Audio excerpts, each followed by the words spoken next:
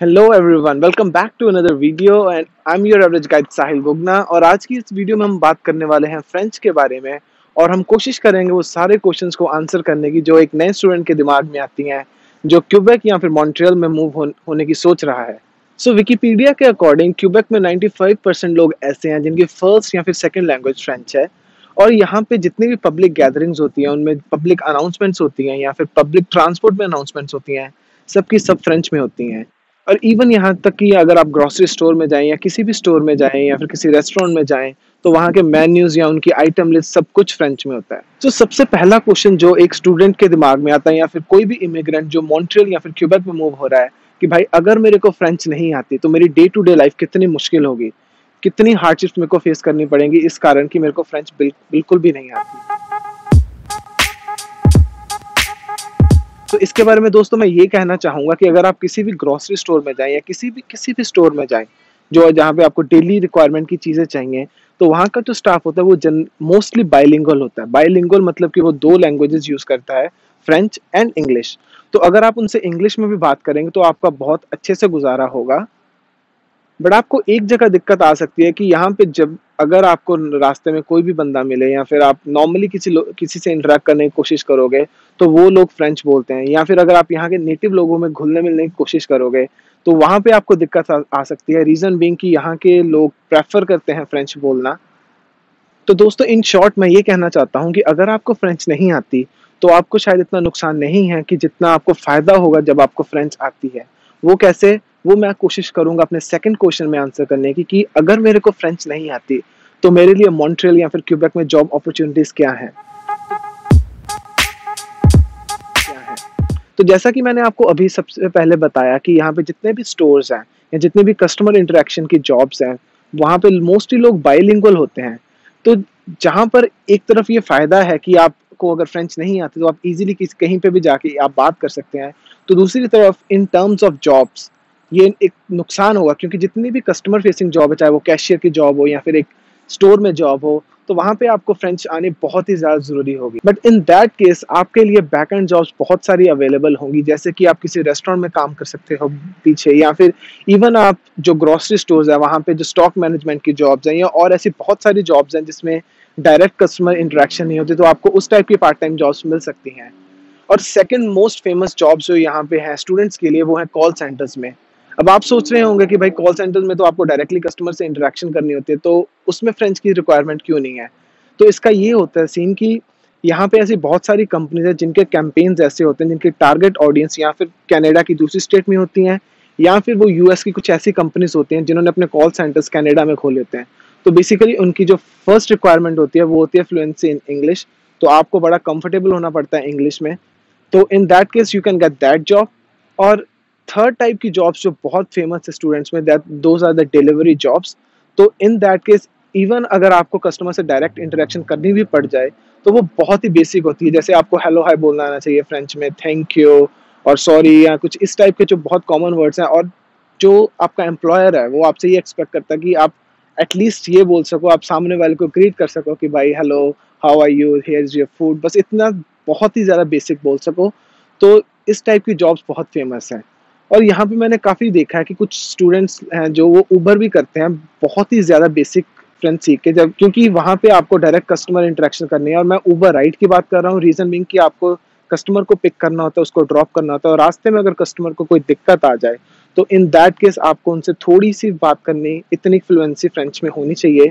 But अगर आप बात करें उबर के सेकंड पार्ट की जो कि वो है उबर ईट्स, तो उसमें भी बाकी डिलीवरी जॉब जैसा ही सीन है।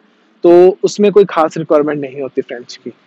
और अगर मैं बात करूं सॉफ्टवेयर इंडस्ट्री की, जो कि मेरी इंडस्ट्री है, तो जब मैं यहाँ पे क्यूबेक में आने से पहले मैं ये सोच रहा था कि भाई कि एक सॉफ्टवेयर इंजीनियर को या एक सॉफ्टवेयर डेवलपर को क्या ज़रूरत हो सकती है फ्रेंच की, क्योंकि हमें तो मोस्टली काम करना होता है अपनी कोडिंग लैंग्वेजेस के साथ।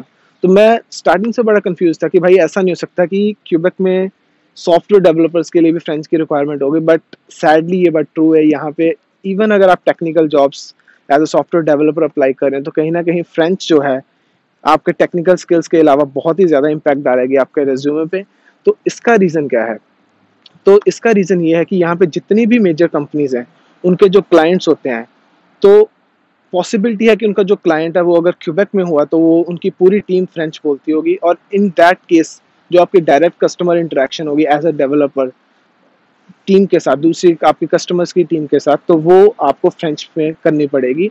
एंड इवन अगर वहाँ पे आपके डायरेक्ट इंटरेक्शन नहीं है, इनडायरेक्ट इंटरेक्शन है, in from indirect interaction I mean the client email, so जो आपका एम्प्लॉयर है वो ये एक्सपेक्ट करता है कि आपको थोड़ी बेसिक लेवल की फ्रेंच आनी चाहिए ताकि आप इजीली ईमेल्स पढ़ पाओ और आपको हर मोमेंट पे गूगल ट्रांसलेटर या कोई और ट्रांसलेटर यूज़ ना करना पड़े।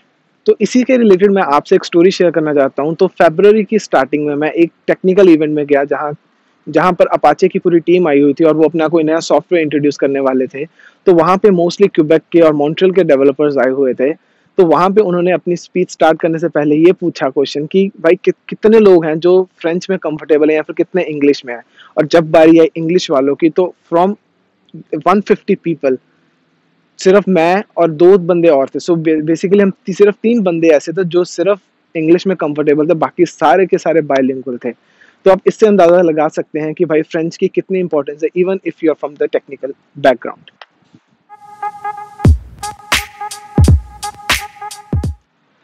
तो तीसरा क्वेश्चन आपके दिमाग में आ रहा होगा कि अगर फ्रेंच इतनी ही ज्यादा इंपॉर्टेंट है तो क्यों ना मैं फ्रेंच इंडिया से सीख के आऊँ, क्या मेरे को उसका कोई फायदा होगा? तो इसका बहुत ही ऑब्वियस आंसर है कि हाँ, आपको बहुत ज़्यादा फ़ायदा होगा। बट एक दिक्कत आपको ये आ सकती है कि आप डायरेक्टली यहाँ पे क्यूबेक में आके लोगों से इंटरेक्ट ना कर पाओ। उसका रीज़न ये है कि जो क्यूबेक में फ्रेंच बोली जाती है वो थोड़ी सी डिफरेंट है जो फ्रांस में फ्रेंच बोली जाती है। इवन दो दोनों लैंग्वेजेस जो यहाँ पे बोली जाती हैं फ्रांस में या फिर क्यूबेक में, उनकी ग्रामर सेम है, बट जो आपको पता है कि एक रीजन का इन्फ्लुएंस आ जाता है एक लैंग्वेज पे, तो उसके कारण यहाँ की लैंग्वेज फ्रेंच जो है वो थोड़ी सी डिफरेंट हो जाती है कि फ्रांस की फ्रेंच से। कि इसमें आपको आपकी ग्रामर तो ऑलमोस्ट सेम रहेगी, but the way they pronounce, जो जैसे वो शब्द को बोलेंगे या जैसे वो सेंटेंसेस को प्रोनाउंस करेंगे या जो उनका फ्लो होगा, वो कहीं ना कहीं स्टार्टिंग में आपको दिक्कत दे सकता है। तो मैं आपको बस यही कहूँगा कि अगर इन दैट केस आप डायरेक्टली उनसे इंटरेक्ट ना कर पाओ तो आप दिल छोटा मत कीजिएगा, थोड़े सा अपने आप को टाइम देना, अपनी हियरिंग को थोड़ा इम्प्रूव करना, तो आप डेफिनेटली बड़े कंफर्टेबली लोगों से इंटरेक्ट कर पाएंगे। तो चौथा क्वेश्चन आपके दिमाग में आ रहा हो कि अगर मैं विलिंग हूँ फ्रेंच सीखने के लिए तो मेरे को कौन से लेवल तक की फ्रेंच सीखनी चाहिए? तो जैसा कि आइल्स में बैंड्स होते हैं, 6 बैंड, 7 बैंड, वैसे ही फ्रेंच में लेवल्स होते हैं, A1, A2, B1 and so on. तो जितने ज़्यादा आप लेवल्स आप कंप्लीट करते जाओगे उतने आप प्रोफिशिएंट बनते जाओगे फ्रेंच में। बट मेरे एक्सपीरियंस के अकॉर्डिंग जो मैंने यहाँ पे आके मॉन्ट्रियल में आके फ्रेंच सीखी है, तो मैंने A2 लेवल तक की सीखी है। और मेरे एक्सपीरियंस के अकॉर्डिंग इतनी फ्रेंच इनफ होती है कि अगर आपको बेसिक इंटरेक्शन करनी है किसी से और आप अपनी बात को एक्सप्रेस कर पाओगे और सामने वाले की बात को समझ पाओगे। और ये मैं किसी इमिग्रेशन पर्पसेस या फिर किसी कंपनी में जॉब लेने के पर्पसेस से नहीं कह रहा, ये सिर्फ इस पर्पस से मैं कह रहा हूँ कि आप यहाँ के एनवायरनमेंट में घुल मिल सको। और इस लेवल की फ्रेंच से आप इतने कैपेबल हो जाते हैं कि अगर आप कहीं गवर्नमेंट ऑफिस जाके अगर आपको फॉर्म्स फिल करने हैं या फिर अगर आपको नॉर्मल फ्रेंच पढ़नी है तो आप इजीली फ्रेंच पढ़ के आप ये समझ सकते हो कि आपको किस बारे में बात की जा रही है। तो लास्ट क्वेश्चन जो आपके दिमाग में आ रहा होगा कि अगर आप क्यूबेक में आके फ्रेंच सीखना चाहते हैं तो आपके पास क्या क्या ऑप्शंस अवेलेबल हैं? तो एक तो बहुत ही ऑब्वियस ऑप्शन ये है कि आप किसी भी यूनिवर्सिटी या फिर किसी भी कॉलेज में आप एनरोल कर सकते हैं फ्रेंच कोर्स के लिए, बट वो आपको बहुत ही महंगा एक्सपेंसिव पड़ सकता है। और एक सेकेंड ऑप्शन ये है कि जो क्यूबेक गवर्नमेंट क्लासेस प्रोवाइड करती है आप उसको ज्वाइन कर सकते हैं।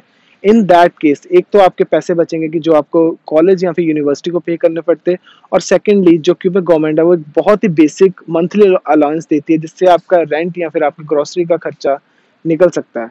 तो इन इन इन केस अगर आपको उसके बारे में ज़्यादा जानना है तो आप मेरे को कमेंट सेक्शन में बता सकते हैं, तो मैं आपको एक डिटेल्ड वीडियो उसमें उसके ऊपर बना के दे सकता हूँ।